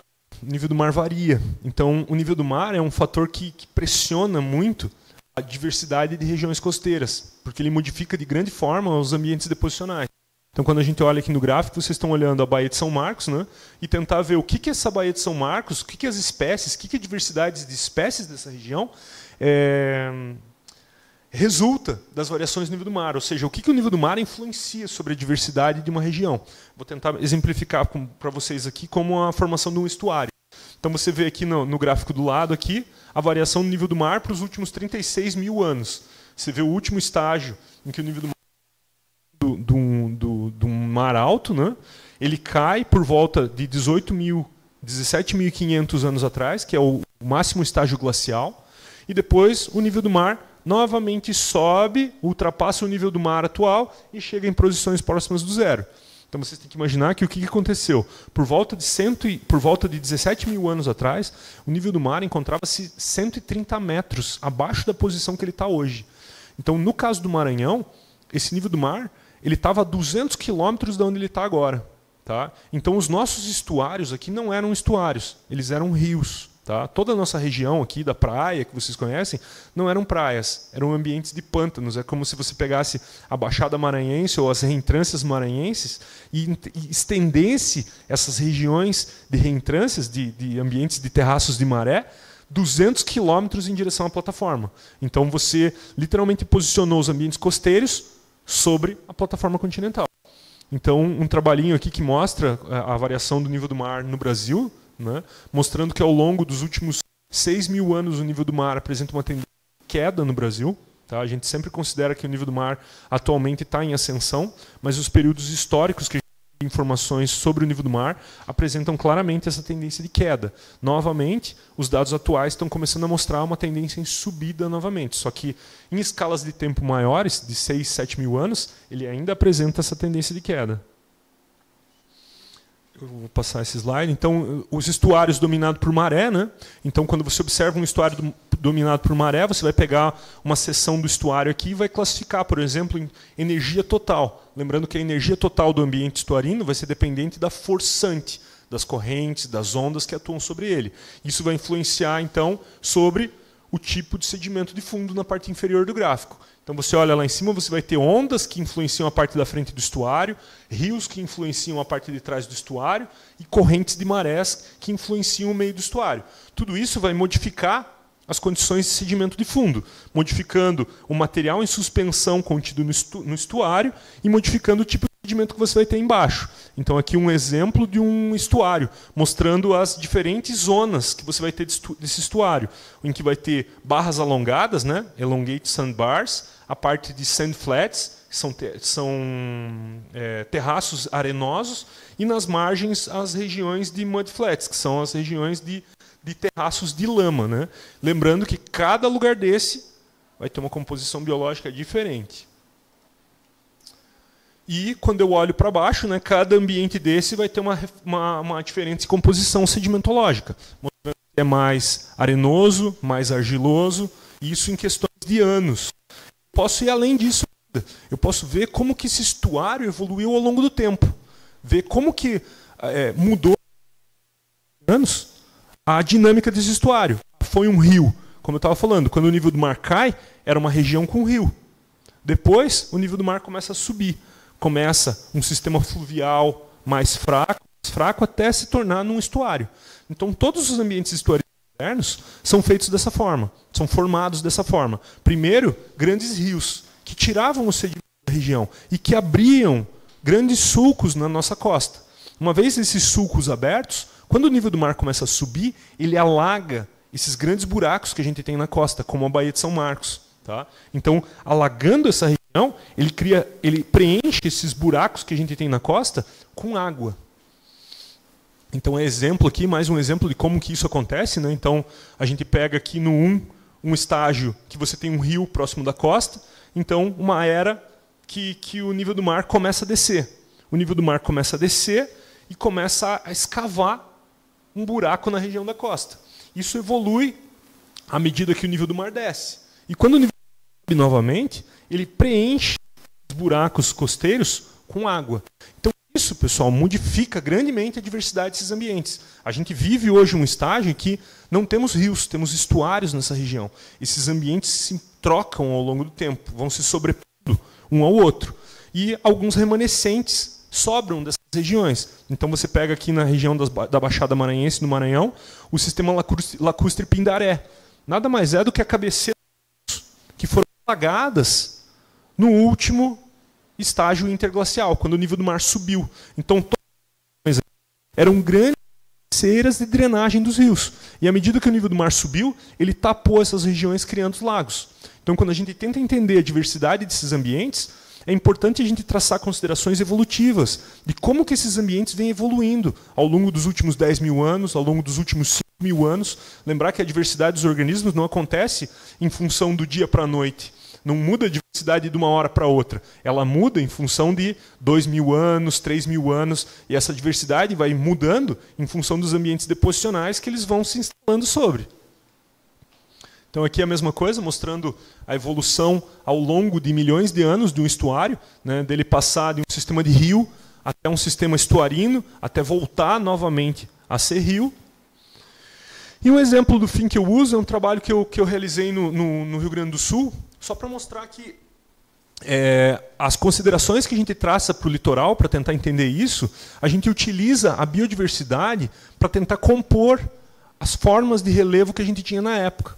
Então, você faz um testemunho numa região, faz uma amostragem do solo de uma região, e você vai analisando a composição biológica, sendo de moluscos, sendo de espécies biológicas, e você começa a traçar as considerações para tentar entender como que esses ambientes evoluíram nos últimos tempos. Os ambientes litorâneos, eles evoluíram grandemente, pressionados por essa variação do nível do mar.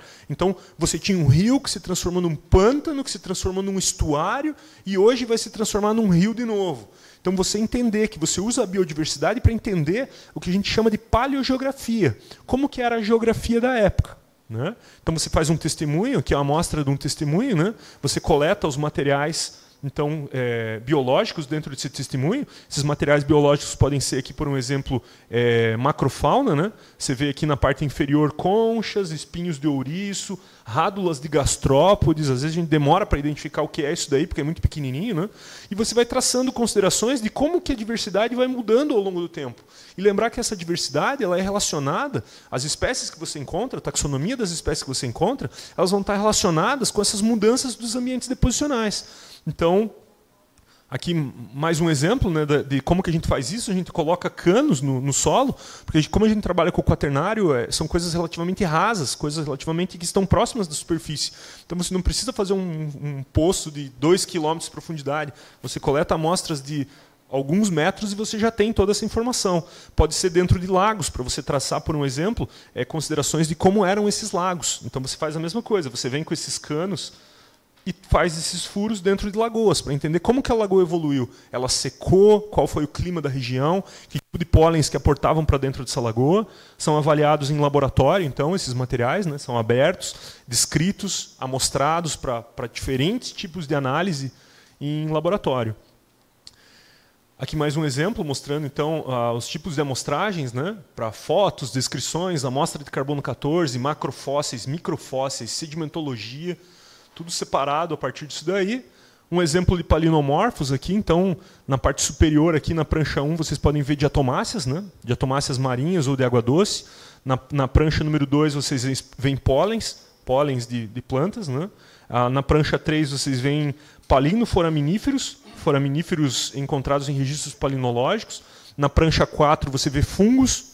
Esses tipos de fungos podem indicar ambientes com já características mais de decomposição, por exemplo, pântanos. Na prancha 5 você vê esporos, na prancha 6 você vê algas clorófitas, na prancha 7 diatomáceas, na prancha 8 sílico-flagelados, organismos marinhos com estrutura de sílica, e na prancha 9 você vê o que a gente chama de escolecodontes, as mandíbulas de vermes.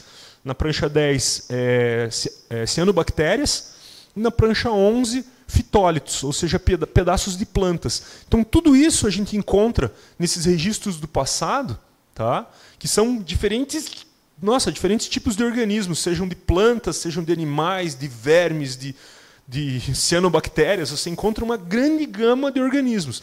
E esses organismos que servem para me traçar como era a paleogeografia da época. O que esses organismos estão fazendo ali? O que eles representam dos ambientes passados?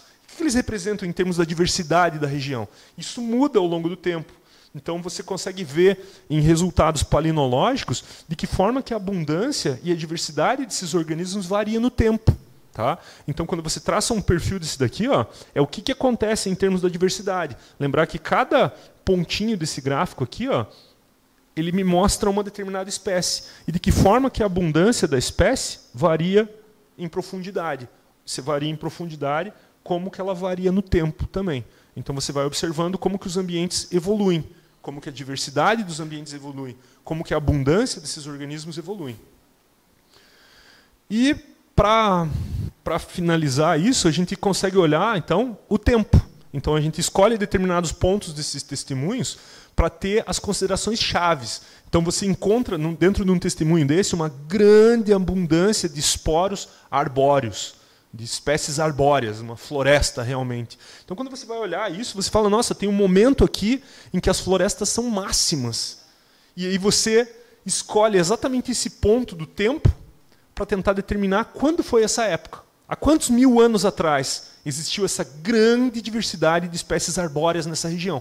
E você faz uma datação de carbono 14 para tentar considerar os pontos chaves da tua discussão, aonde teve a maior diversidade, aonde teve a menor diversidade, para você traçar a história da região. Você não vai escolher pontos intermediários dela, você vai escolher os pontos mais importantes das mudanças que aconteceram na época.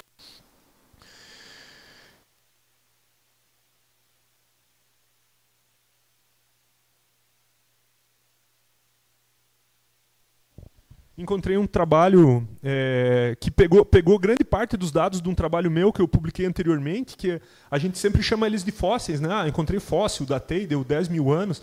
Uma pessoa pegou os dados do meu trabalho publicados e simplesmente fez uma consideração de o que existe vivente hoje e o que eu encontrei há 10 mil anos atrás. Porque a gente trabalha com a parte mais antiga, né? E a gente nunca imagina que às vezes o que você encontra ainda está vivo hoje. Então, esse trabalho de baixo aqui, a pessoa simplesmente pegou os dados do trabalho que eu tinha realizado e fez uma consideração. Tudo que esse pesquisador achou há 10 mil anos atrás ainda é vivente hoje nessas regiões.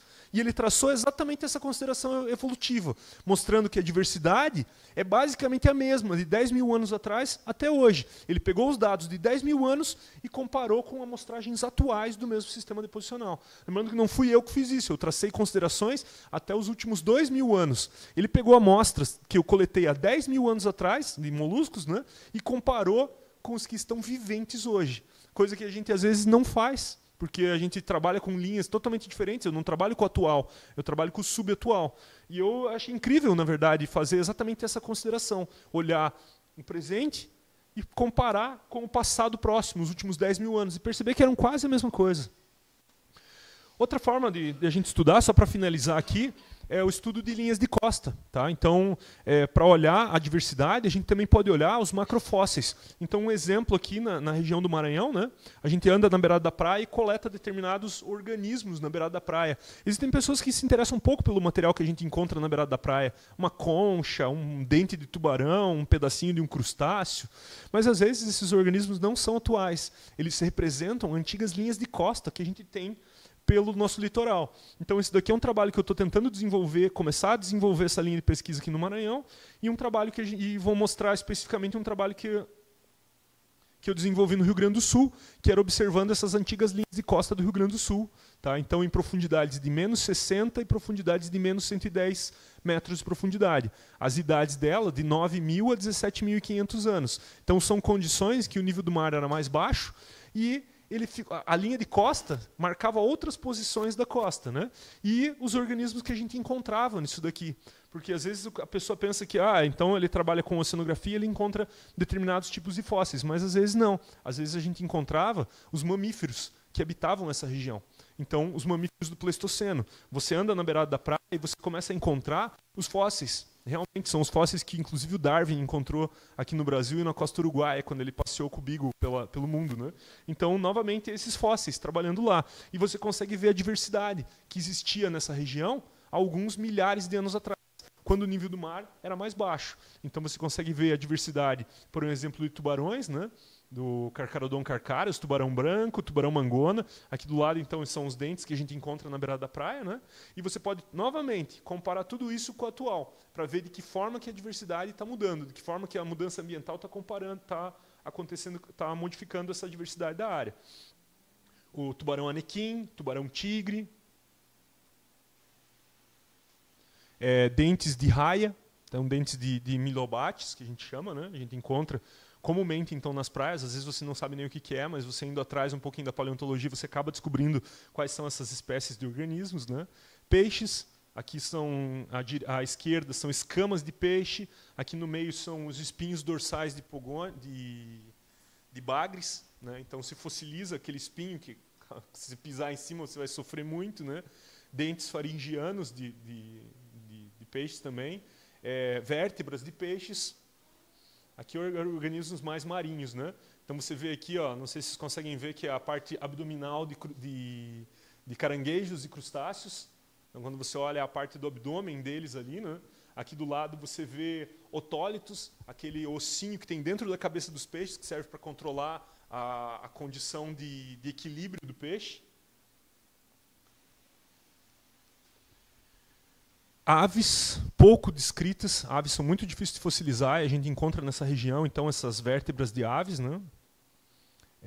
Crânios de cetáceos, então você vê aqui a parte da respiração do cetáceo, né? A parte central do crânio de um cetáceo.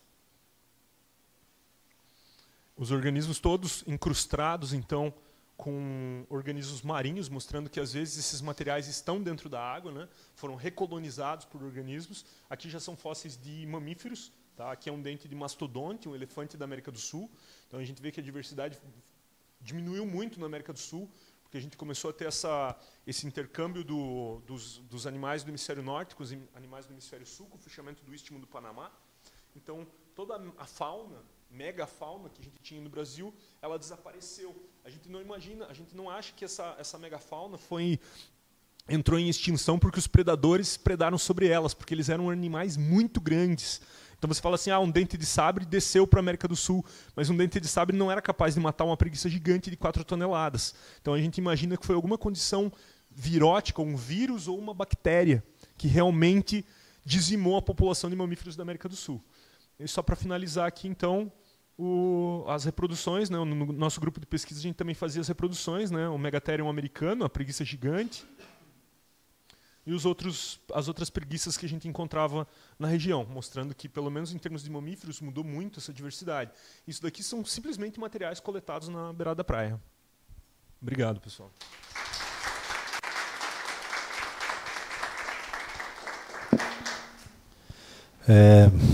Mais uma vez, muito obrigado, professor Leonardo. Uma palestra que ilustra muito o que a gente já conversou aqui. Eu vou pedir só um segundo para fazer um link. Ontem o professor Tadeu conversou com a gente de por que algumas espécies estão de um lado do rio e do outro lado do leito do rio a gente não está. E isso pode estar relacionado aos sedimentos. O professor Jorge Nunes, lá no começo, falou da vazão do rio Amazonas e como essa vazão do rio Amazonas, junto com todos os sedimentos, influencia a diversidade. A professora Marlúcia, lá no primeiro dia, também relacionou falou um pouquinho de sedimento relacionando com as ecorregiões da Amazônia. Então, e queria fazer só uma observação na palestra do professor, que eu gostei muito. Isso vem de encontro, em termos de biodiversidade amazônica, para a gente pensar no grande Pantanal que a Amazônia foi no passado. E que tem vários trabalhos sendo publicados nos últimos anos de estudos dos sedimentos, principalmente na região do Acre, e evidenciando esse mega Pantanal que a gente tinha, com jacarés de 15 metros, tartarugas maiores do que um carro, e o que levou à extinção desses organismos e qual é a evolução que a gente está indo. Será que isso gera ferramentas de conservação? Então, são informações muito pertinentes. Agora a gente tem o momento de perguntas. Está aberto também para os polos. Pergunta, gente? Ninguém? Qualquer uma curiosidade, alguma coisa?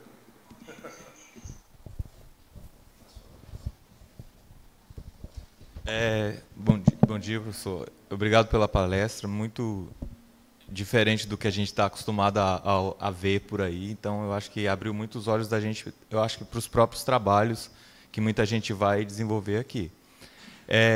Na verdade, eu queria saber se essa sedimentação ela faz muita diferença para o tamanho do curso d'água. Por exemplo, a gente tem um rio, por exemplo, da largura ou do volume de água do Araguaia, por exemplo, que é um rio muito famoso. E tem esses rios menores que a gente, às vezes, vai trabalhar numa área de vegetação que pega uma parte de um rio grande e a outra parte do rio é muito pequeno. Mas se essa sedimentação ela vai alterar muito, por exemplo, até quanto de um rio até outro, de um curso d'água até outro, nessa região de terra entre esses dois cursos d'água?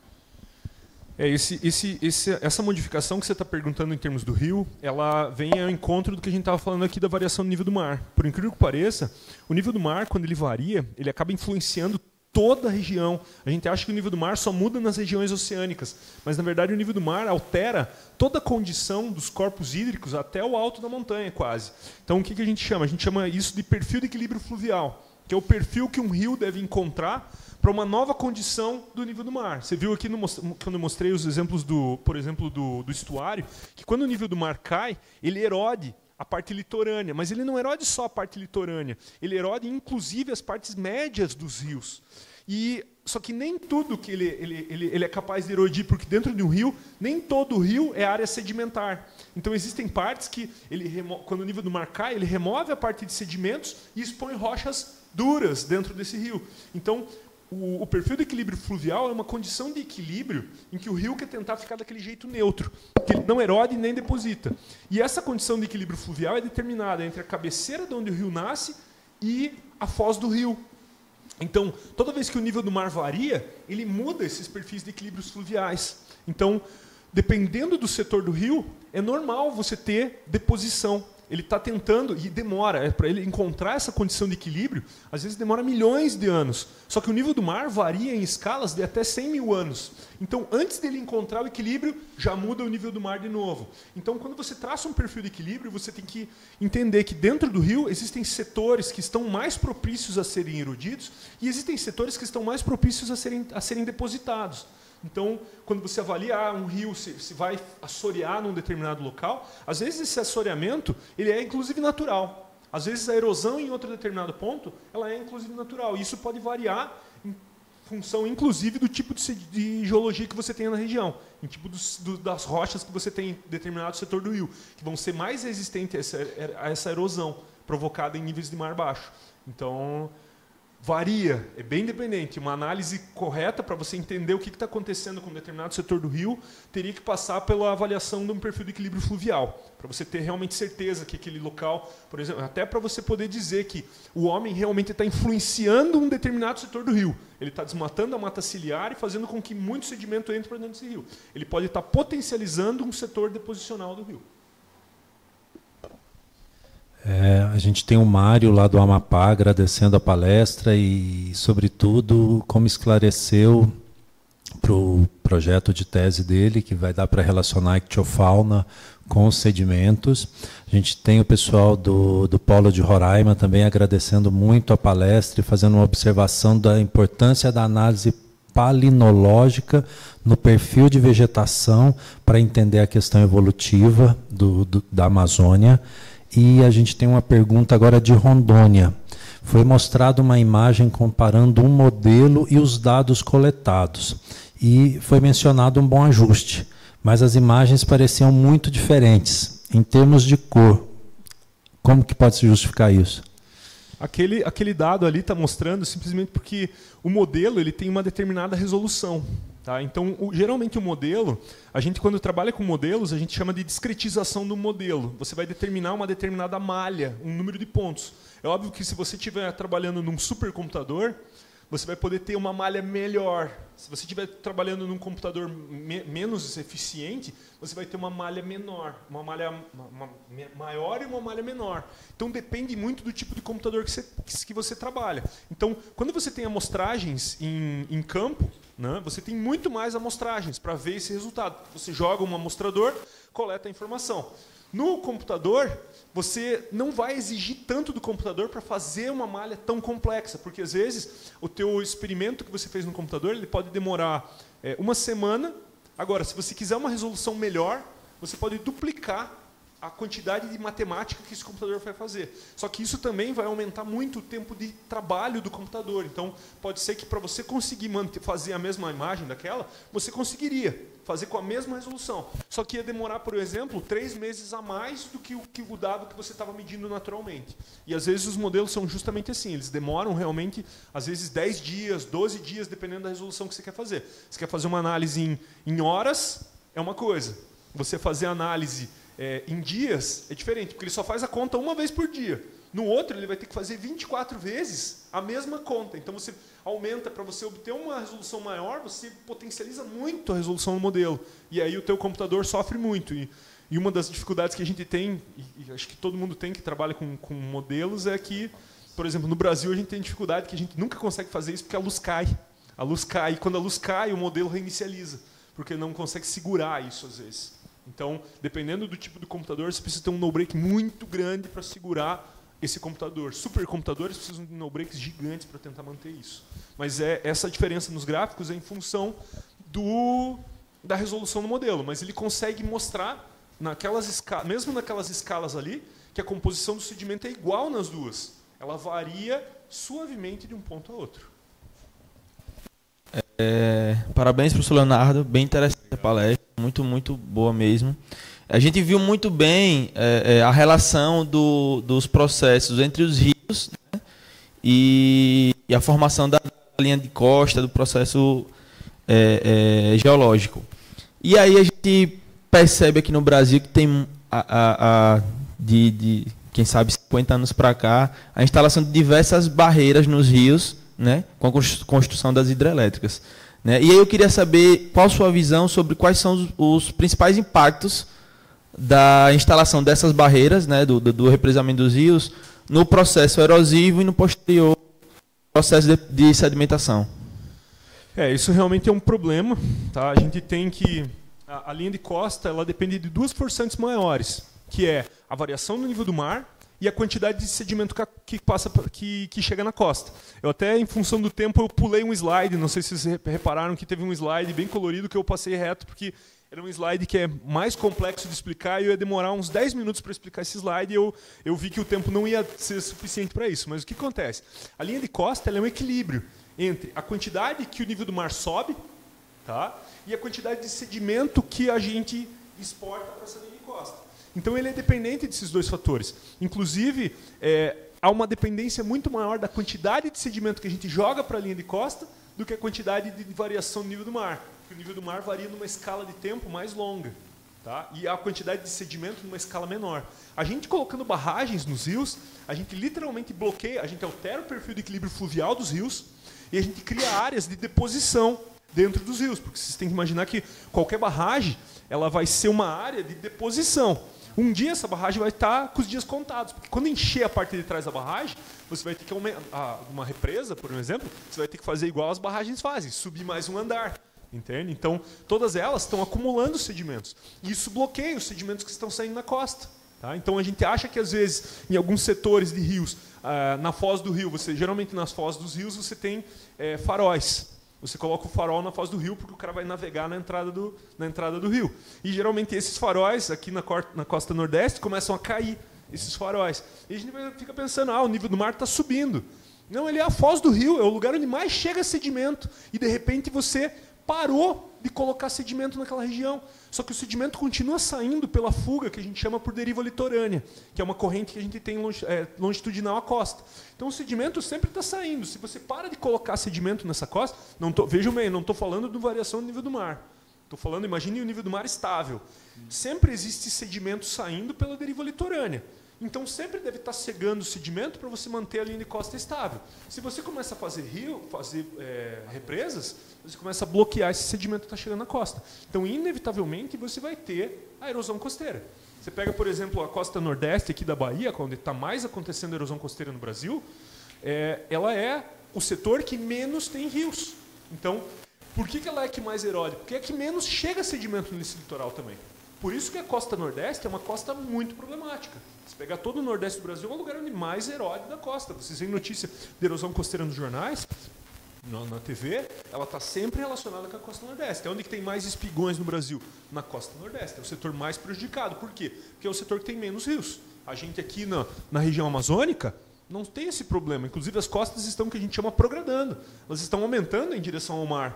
Elas não estão recuando. No sul do Brasil acontece a mesma coisa. Determinados setores estão aumentando. Gente, bom dia a todos. Professor, muito obrigado pela sua palestra. Para mim, que não sou da área de biodiversidade, eu tenho aprendido muito com as palestras anteriores e a sua também foi muito boa. E justamente por não ser da área, tem alguns termos que eu tenho dificuldade em aprender. E eu fiquei curioso na questão da sua amostragem. Aparenta-me, corrija-me se eu estiver errado, que é em torno de 10 metros, me parece superficial para mim, que não entendo bem. Então eu queria saber por que essa profundidade é suficiente para estudar um período tão antigo que é do quaternário, que o senhor comentou. Por exemplo, na verdade, esses testemunhos que a gente faz são em torno de... Eu trabalho com testemunhos de 6 metros até 20 metros de profundidade. A gente, com a experiência da geomorfologia, a gente acaba conhecendo de que forma que esses ambientes funcionam em superfície. Então, existem locais mais profundos, existem locais onde os registros estão mais profundos. Tá? Eu trabalho especificamente com o Holoceno, ou seja, os últimos 10, 11 mil anos. E, por experiência, eu já conheço que esses ambientes não são geralmente mais profundos que 10, 15 metros de profundidade, onde eu amostro. Então, às vezes, para você fazer um testemunho, a pessoa acha que você simplesmente vai num lugar e escolhe aleatoriamente o lugar onde você vai fazer o testemunho. Na verdade, não. Você olha todo o atual, a geomorfologia do terreno, você já imagina como que aquilo foi alguns milhares de anos atrás, e o testemunho é só para comprovar a tua ideia que você tem a partir dos livros. Porque essa informação está em modelos de faces, modelos geomorfológicos, porque sempre se repete isso no mundo. Então, sempre existe algum trabalho que você já leu, em algum livro ou em algum artigo, que vai apresentar o mesmo resultado que você. Então, você, apoiado em toda essa literatura que você tem, você já tem uma certa experiência. Daí vale a quantidade de informação que você lê em artigos. Quanto mais artigos você lê, maior é a certeza do tiro que você vai dar, porque você já acerta exatamente o que você está querendo buscar. Entende? Porque justamente os furos não são feitos aleatórios. Certo. Quanto maior a bagagem, quanto maior a informação, quanto maior o conhecimento a respeito de uma determinada área, maior a chance de você ter sucesso em fazer um furo desse. Você vê exemplo quando a OGX do Eike Batista comprou uma empresa de petróleo aqui no Brasil, né? Fez aquela mega nacional de exploração de petróleo e não contratou profissionais adequados na hora. Essa empresa faliu porque eles não souberam os lugares aonde fazer o furo para explorar o petróleo. Cada poço desse custava 30 milhões de dólares. E eles erraram um depois do outro. E gastaram toda a fortuna do Eike Batista. Em que ele gastou toda a fortuna do Eike Batista? Em poços em lugares errados. Porque as pessoas que foram contratadas para fazer os poços não tinham conhecimento adequado da área. Então você tentou diminuir o pagamento de profissionais mais qualificados, achando que fazer poço e explorar petróleo é uma coisa simples, mas não é. Porque a parte mais importante da exploração, por incrível que pareça, é o conhecimento dos especialistas que vão dizer aonde que está esse poço. Esse é o material mais importante de uma exploração de petróleo. Não é o preço, a pessoa que vai dizer aonde que você tem que fazer. Porque se você errar, você perde 30 milhões de dólares a cada vez que você erra. E eles afundaram a empresa por conta disso.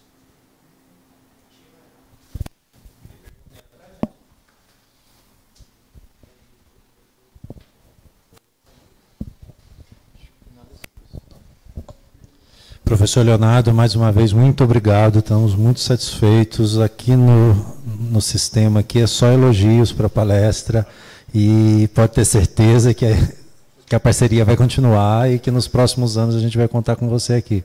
Obrigado, professor. Obrigado a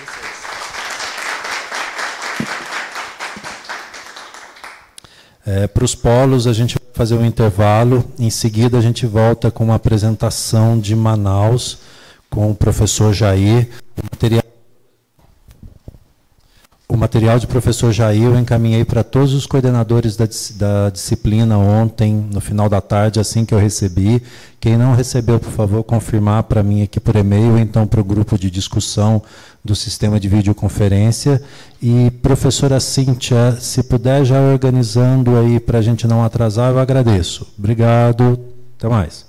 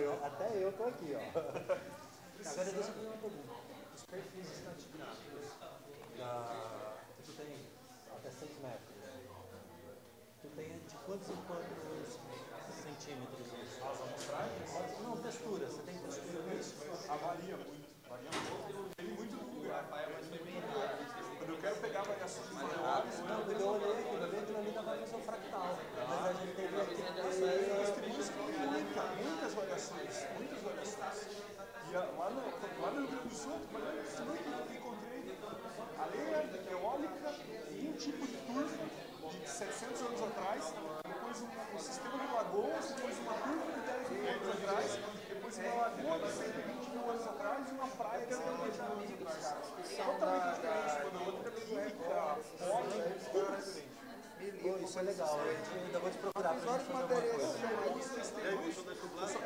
Legal, eu baixei aqui, depois eu vou ver. A gente faz o testemunho com câmera de PVC, vai lá e pá, custo legal. Custa 40 reais, cara. Então, não é custo zero, mas muito baixo. Se quiser, não vão, eu me empolguei com isso. Se quiser, não é, veja, traz a amostra pra cá, não é um entrado que você vem bagunçar. Mas assim, para me publicar com fractal, com solos, eu já não tenho mais o que inventar. Transeto já era. Agora eu tenho que inventar. Vamos usar para baixo. Então pode usar para baixo e pode usar em outras áreas, porque aí publica na tua área, mas é a mesma técnica, então eu já tenho tudo escrito ali. Eu tenho um monte disso no laboratório já. Não, eu vou te procurar. Você queria falar?